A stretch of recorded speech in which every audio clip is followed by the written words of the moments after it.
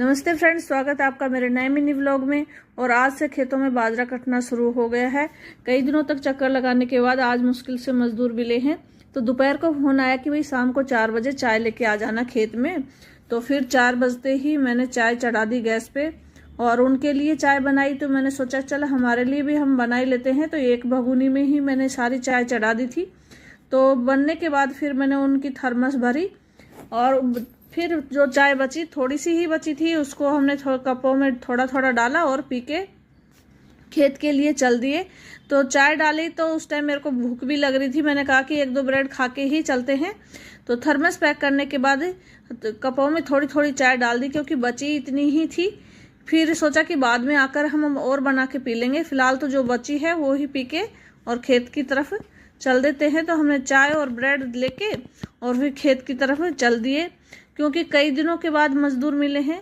इस समय फसल काटने के लिए मजदूरों के भाव बहुत ज्यादा बढ़ गए हैं। तो चाय और ब्रेड खा के और उसके बाद जल्दी से हम खेत में चाय लेके चले गए क्योंकि 4 बजे का टाइम दिया था, 4:30 हम यहीं हो गए थे।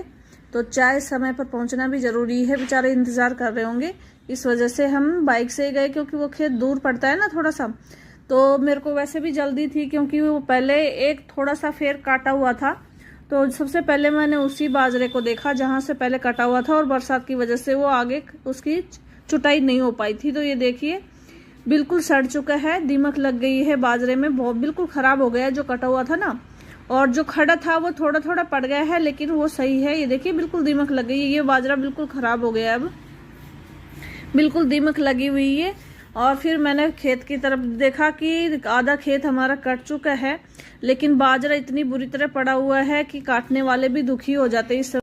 तो सभी की फसल एक ही समय कटनी है, इस वजह से मजदूर बहुत महंगे हो गए हैं, मिल ही नहीं रहे। 3 दिन तक लगातार चक्कर काटने के बाद आज बाजरा कटना शुरू हुआ है। और एक खेत में आज कटाई शुरू हो गई है, दूसरे में कल से कटाई शुरू होगी। तो कल मैं दूसरे खेत में जाऊंगी। तो ये देखिए बाजरा कितनी जबरदस्त तरीके से पड़ा हुआ है, इस वजह से कटाई में भी नहीं आ रहा। पड़े हुए बाजरे को जल्दी से कोई काटने के लिए भी तैयार नहीं होता, इसलिए मजदूरों के चक्कर लगाने पड़ते हैं।